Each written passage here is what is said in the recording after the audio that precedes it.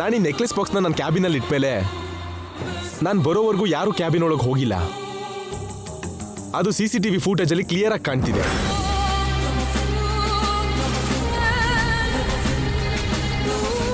ಸೇಟು ನಿನಗೆ ನೆಕ್ಲೆಸ್ ತೋರಿಸಿ ಬಾಕ್ಸಲ್ಲಿ ಇಟ್ಟು ನಿನ್ನ ಕೈಲಿ ಕೊಟ್ಕೊಳ್ಸಿದ್ರು. ಹೌದು ಸರ್.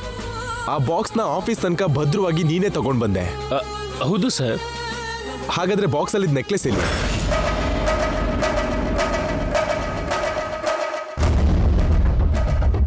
ನಾಣಿ, ಒಂದು ನೆಕ್ಲೆಸ್ ತನ್ನಷ್ಟಕ್ಕೆ ತಾನೇ ಮಾಯ ಆಗಿರ್ಬೇಕು. 2, ಬಾಕ್ಸ್ ಆ ನೆಕ್ಲೆಸ್ನ ನುಂಗಿರ್ಬೇಕು. 3, ನೀನೇ ಕದ್ದಿರ್ಬೇಕು.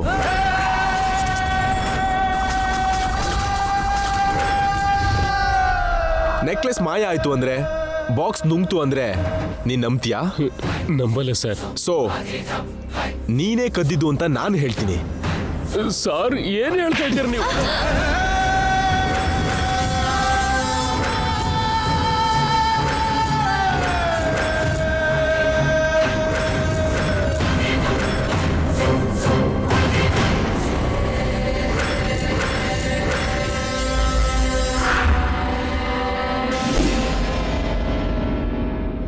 ಇದೇನು ಸರಿ ಇಲ್ಲ.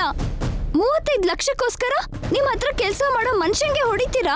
35 lakhs 1 crore ಅಲ್ಲ. ನನ್ನ ಆಫೀಸಲ್ಲಿ ಕಳ್ತನ ನಡೆಯೋದು ಅಂದ್ರೆ ಐ ಕಾಂಟ್ ಬೇರ್ ಇಟ್.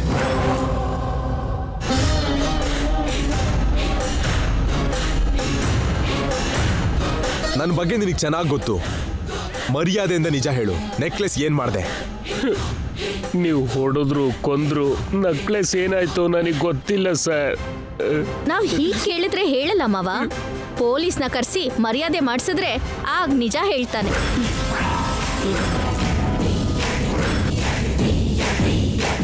ಪೊಲೀಸ್ ಯಾಕೆ?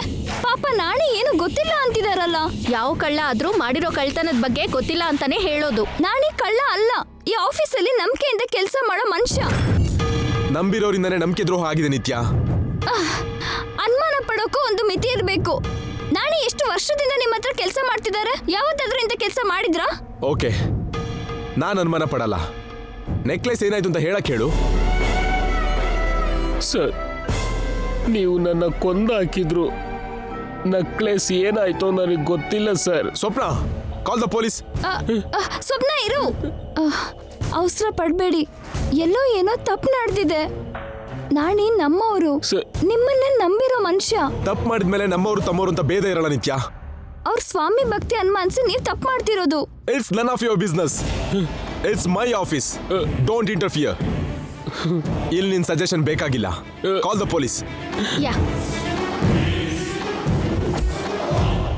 ಹಲೋ,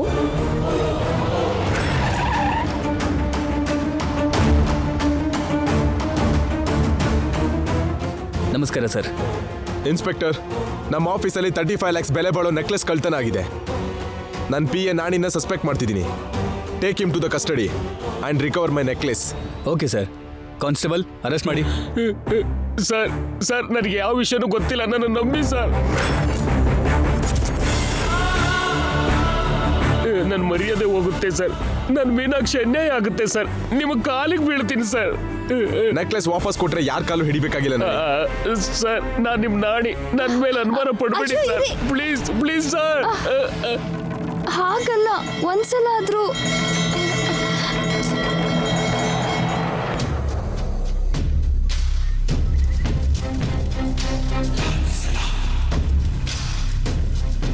ನಾಣಿ ತಗೊಂಡ್ರು ಇನ್ಯಾರೇ ತಗೊಂಡ್ರು ಅವಳಗ್ ನೆಕ್ಲೆಸ್ ಅಂತೂ ಸಿಗ್ಲೇ ಇಲ್ಲ.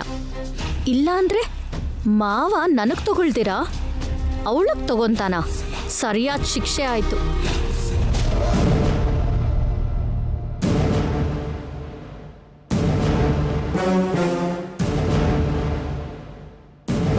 ಏನಮ್ಮ ಬೇಕು? ನಾಣಿ ಅವ್ರ ಹತ್ರ ಮಾತಾಡ್ಬೇಕು. ಅವರನ್ನ ಒಂದ್ಸಲ.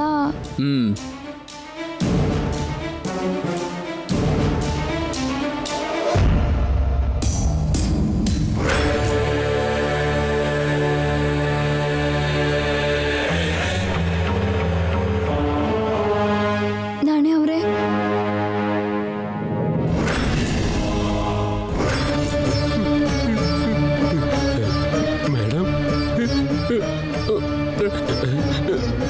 ಮೇಡಮ್ ನೀವಿಲ್ಲಿ ನಾನು ಸಹಾಯ ಕೇಳಿದಾಗ ನೀವು ಜೊತೆಗೆ ಬಂದ್ರಿ. ನೀವು ಕಷ್ಟದಲ್ಲಿದ್ರೆ ನಾನು ಬರಬಾರ್ದ ನಾಣಿ ಅವರೇ?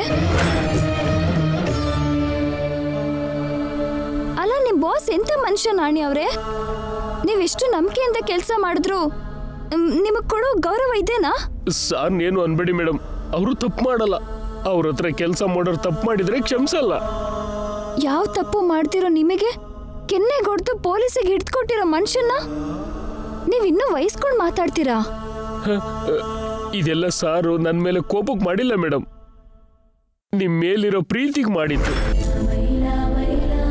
ಆ ನೆಕ್ಲೆಸ್ನ ನಿಮ್ಮ ಹುಟ್ಟಿದಬ್ಬಕ್ಕೆ ಗಿಫ್ಟ್ ಮಾಡಬೇಕು ಅನ್ಕೊಂಡಿದ್ರು. ಅದು ಮಿಸ್ ಆಗಿರೋದಕ್ಕೆ ಅವ್ರಿಗೆ ತಡ್ಕೊಳಕ್ಕಾಗಲಿಲ್ಲ. ಸಾರ್ ಜಾಗದಲ್ಲಿ ನಾನಿದ್ರು ಆ ಕೆಲಸನೇ ಮಾಡ್ತಿದ್ದೆ ಮೇಡಮ್. ಆದರೂ ನನಗೆ ಶಿಕ್ಷೆ ಆಗಲೇಬೇಕು ಮೇಡಮ್. ಆ ನೆಕ್ಲೆಸ್ನ ನಾನೇ ಕಳ್ತನ ಮಾಡಿದ್ದು. ನಾಣಿ ಅವರೇ? ಹೌದು ಮೇಡಮ್.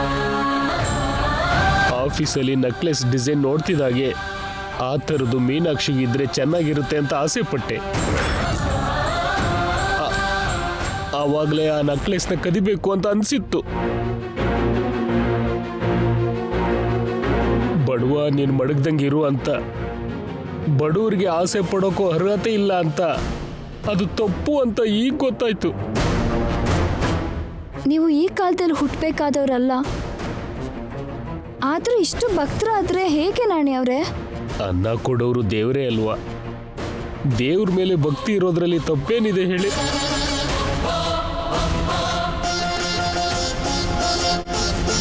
ಸರಿ, ಚೆನ್ನಾಗಿ ನೆನ್ಪು ಮಾಡ್ಕೊಂಡು ಹೇಳಿ. ಸೇಟು ನಿಮಗೆ ನೆಕ್ಲೆಸ್ ಬಾಕ್ಸ್ ಕೊಟ್ಟ ಮೇಲೆ ಅದನ್ನ ಎಲ್ಲಾದ್ರೂ ಇಟ್ಟಿದ್ರಾ? ಇಲ್ಲ ಮೇಡಮ್, ನನ್ನ ಕೈಲೇ ಇತ್ತು. ಒಂದು ವೇಳೆ ಶಾಪಲ್ಲಿ ಏನಾದರೂ ನೆಕ್ಲೆಸ್ ಇರೋ ಬಾಕ್ಸ್ ಬಿಟ್ಟು ಖಾಲಿ ಬಾಕ್ಸ್ ಅಂದ್ರೇನೋ? ಸೇಟು ನನ್ನ ಕೈ ಕೊಡ್ತಿದ್ದಾಗೆ ಆಫೀಸ್ಗೆ ಬಂದೆ. ಮಧ್ಯ ಬಾಕ್ಸ್ ಬದಲಾಗೋಕ್ಕೆ ಸಾಧ್ಯನೇ ಇಲ್ಲ. ಹೋಗ್ಲಿ, ಮಧ್ಯ ಎಲ್ಲಾದ್ರೂ ನಿಲ್ಲಿಸಿದ್ರಾ? ಇಲ್ಲ ಮೇಡಮ್, ಡೈರೆಕ್ಟಾಗಿ ಆಫೀಸ್ಗೆ ಬಂದೆ. ಮತ್ತೆ ಬಾಕ್ಸ್ ಇದ್ರು ಅದರಲ್ಲಿ ಇರೋ ನೆಕ್ಲೆಸ್ ಏನಾಯ್ತು?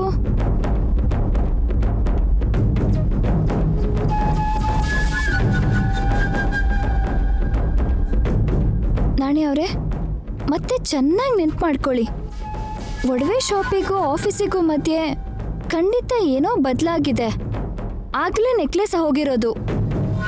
ಹುಷಾರಾಗಿ ಯಾವ ಚಿಕ್ಕ ವಿಷಯನೂ ಮರೀದೆ ಯೋಚನೆ ಮಾಡಿ ಹೇಳಿ.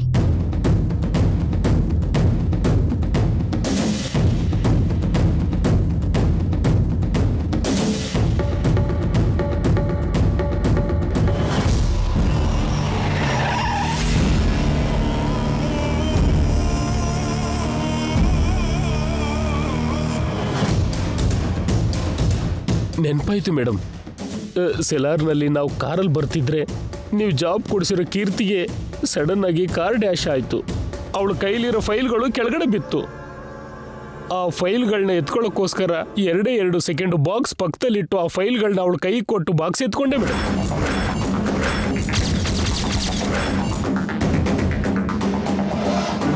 ಆದರೆ ಆ 2 ಸೆಕೆಂಡಲ್ಲಿ ಏನು ನಡೆಯುತ್ತೆ ಮೇಡಮ್? ಅರ್ಧ ಕ್ಷಣದಲ್ಲೂ ಏನ್ ಬೇಕಾದ್ರೂ ನಡೀಬೋದು ನಾಣಿ ಅವರೇ.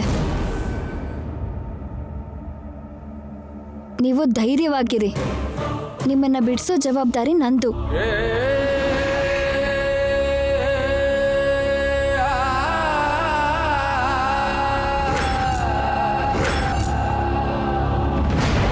ನೀವೇನು ಗಾಬರಿ ಆಗಬೇಡಿ.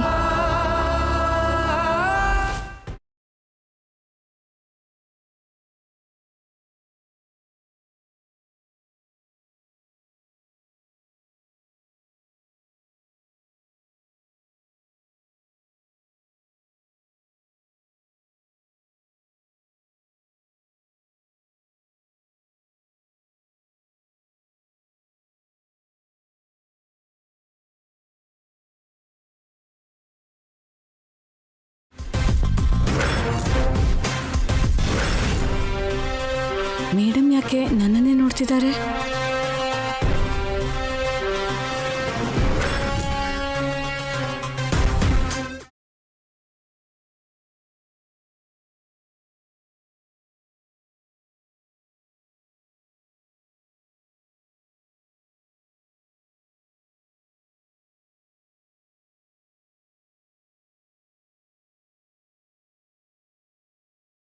ಸೆಲಾರ್ನಲ್ಲಿ ನಾವು ಕಾರಲ್ಲಿ ಬರ್ತಿದ್ರೆ ನೀವು ಜಾಬ್ ಕೊಡಿಸಿರೋ ಕೀರ್ತಿಗೆ ಸಡನ್ ಆಗಿ ಕಾರ್ ಡ್ಯಾಶ್ ಆಯಿತು. ಅವಳ ಕೈಲಿರೋ ಫೈಲ್ಗಳು ಕೆಳಗಡೆ ಬಿತ್ತು. ಆ ಫೈಲ್ಗಳನ್ನ ಎತ್ಕೊಳ್ಳೋಕ್ಕೋಸ್ಕರ 2 ಸೆಕೆಂಡ್ ಬಾಕ್ಸ್ ಪಕ್ಕದಲ್ಲಿಟ್ಟು ಆ ಫೈಲ್ಗಳನ್ನ ಅವಳ ಕೈ ಕೊಟ್ಟು ಬಾಕ್ಸ್ ಎತ್ಕೊಂಡೆ ಮೇಡಮ್.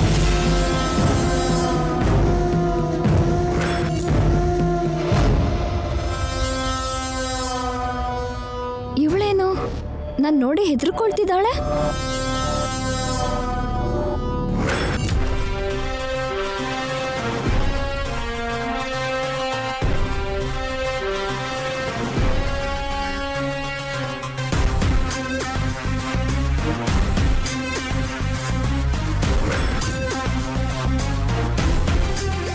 ಕೀರ್ತಿ,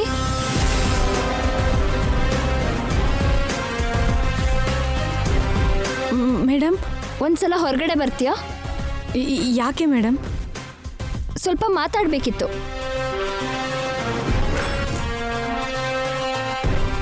ಬಾ.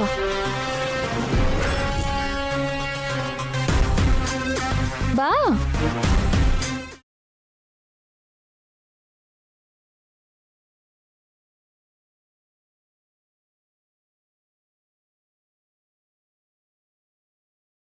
ಕೀರ್ತಿ ಹತ್ರ ಇವಳಿಗೇನು ಕೆಲಸ?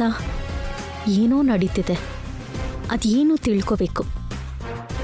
I will just come, ನೋಡ್ತಿರು.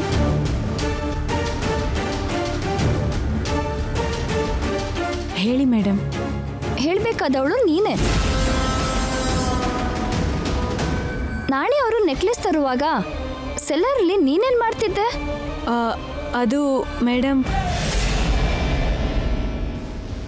ಸೆಲ್ಲರ್ನಲ್ಲಿರೋ ಆ ಸ್ಟೋರ್ ರೂಮಿಂದ ಫೈಲ್ಸ್ ತರ್ತಿದ್ದೆ ಮೇಡಮ್. ಅಷ್ಟೇನಾ? ಅಲ್ಲಿ ನೀನು ಇನ್ನೇನು ಮಾಡಿಲ್ವಾ?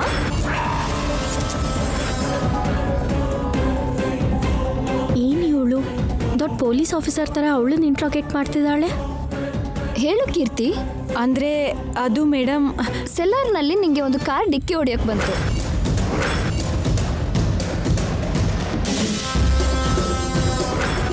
ಆಗ ನಿನ್ನ ಕೈಲಿರೋ ಫೈಲ್ಸ್ ಕೆಳಗಡೆ ಬಿತ್ತು.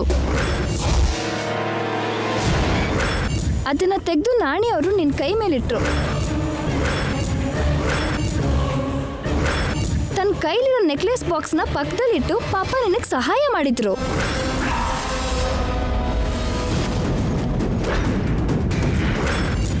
ಈ ವಿಷಯನ ನಾಣಿ ಅವರು ಆಫೀಸಲ್ಲೂ ಹೇಳಿಲ್ಲ, ಪೊಲೀಸ್ ಸ್ಟೇಷನಲ್ಲೂ ಕೂಡ ಹೇಳಿಲ್ಲ. ಹೇಳಿದ್ರೆ ನೀನ್ ಕೂಡ ಇಷ್ಟೊತ್ತಿಗೆ ಸ್ಟೇಷನಲ್ಲಿ ಇರ್ತಿದ್ದೆ.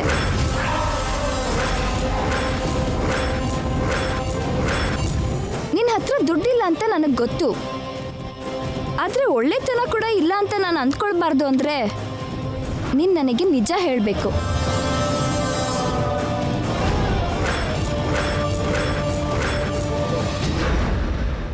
ನಿನಗೆ ನಿಮ್ಮಮ್ಮ ಅಂದ್ರೆ ಇಷ್ಟ ಅಲ್ವಾ? ನಿಮ್ಮಮ್ಮನ ಮೇಲೆ ಆಣೆ ಮಾಡಿ ಹೇಳು, ನೀನೇ ಆ ನೆಕ್ಲೆಸ್ ತೆಗ್ದಿದ್ದಲ್ವಾ? ನನ್ನ ಕ್ಷಮಿಸ್ಬಿಡಿ ಮೇಡಮ್, ನನ್ನ ಕ್ಷಮಿಸ್ಬಿಡಿ.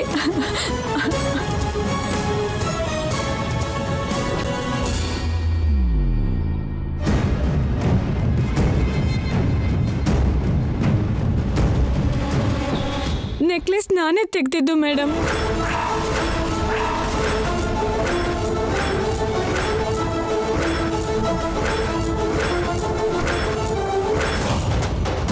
ಫೈಲ್ಸ್ ಕೆಳಗಡೆ ಬೀಳಿಸಿ ನಾಣಿ ಅವ್ರ ದೃಷ್ಟಿ ತಪ್ಪಿಸಿ ಅವರು ನೆಕ್ಲೆಸ್ ಬಾಕ್ಸ್ ಕೆಳಗಿಡ್ತಿದ್ದ ಹಾಗೆ ಆ ನೆಕ್ಲೆಸ್ ನಾನೇ ಕದ್ದೆ ಮೇಡಮ್.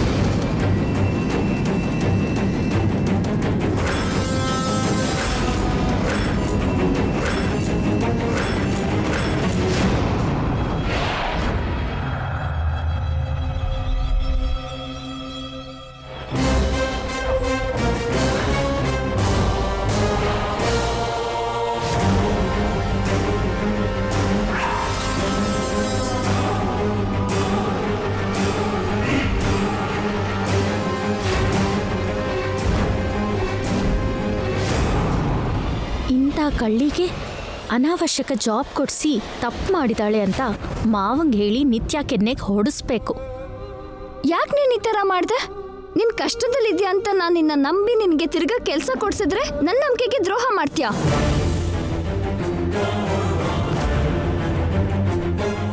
ನಿಮ್ಮಮ್ಮ ಇರೋ ಹಾಗೆ ನಾಣಿ ಅವ್ರನ್ನ ನಂಬ್ಕೊಂಡು ಅವ್ರ ಹೆಂಡತಿ ಇದ್ದಾರೆ. ಅವ್ರ ಗತಿ ಏನಾಗ್ಬೇಕು? ಆ ದಿನ ನಿನ್ ಕೆಲ್ಸ ಹೋಯ್ತಲ್ಲ ಅಂತ ರೋಡ್ ಮೇಲೆ ಬಿದ್ದೆ ಅಂದೆ.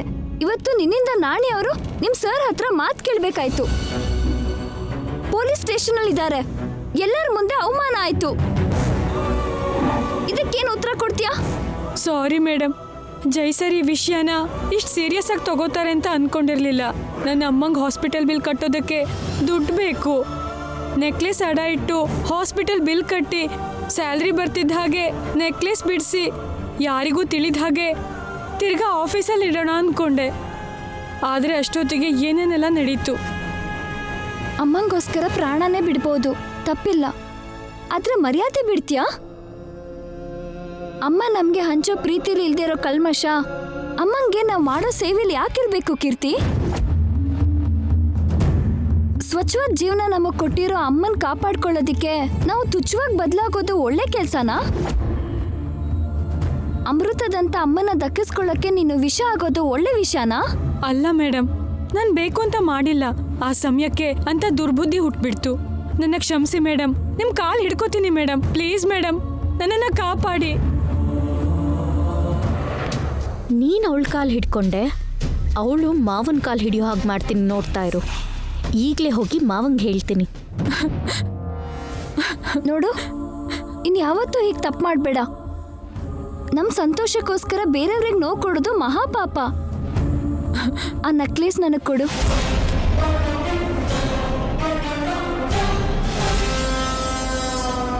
ಯಾರು ನೋಡ್ತಿದ್ದ ಹಾಗೆ ಸರ್ ರೂಮಲ್ಲಿ ಇಡ್ತೀನಿ.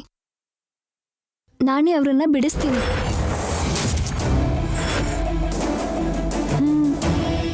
ಅಷ್ಟರಲ್ಲಿ ನೀನೊಂದು ಕೆಲಸ ಮಾಡಬೇಕು. ಏನು ಮೇಡಮ್? ನಾನು ಈ ನೆಕ್ಲೆಸ್ನ ಸರ್ ರೂಮ್ನಲ್ಲಿ ಇಡುವಾಗ ಆ ರೂಮಿನ ಕ್ಯಾಮ್ರಾ ಕೆಲಸ ಮಾಡ್ತಿದ್ದ ಹಾಗೆ ಆಫ್ ಮಾಡಬೇಕು. ಸಿಕ್ಬಿತ್ತೆ ನಿತ್ಯ. ನಿನ್ನ ಹತ್ರ ಮಾವನ ಕಾಲು ಹಿಡಿಸಿ ನಿನ್ನ ಕೆನ್ನೆಗೆ ಹೊಡಿಸ್ಬೇಕು ಅನ್ಕೊಂಡೆ. ನಿನ್ನ ಜೀವನದ ಮೇಲೆ ಹೊಡೆಯೋ ಚಾನ್ಸ್ ನೀನೇ ಕೊಟ್ಟೆ, ನೋಡ್ತಾ ಇರು. ಸರಿ ಮೇಡಮ್. ಸರಿ ಬಾ, ಹೊರಗಡೆ ಹೋಗಿರೋ ಸರ್ ಆಫೀಸಿಗೆ ತಿರುಗಿ ಬರೋದ್ರಲ್ಲಿ ನಮ್ಮ ಕೆಲಸ ಪೂರ್ತಿ ಮಾಡಬೇಕು. ಬಾ.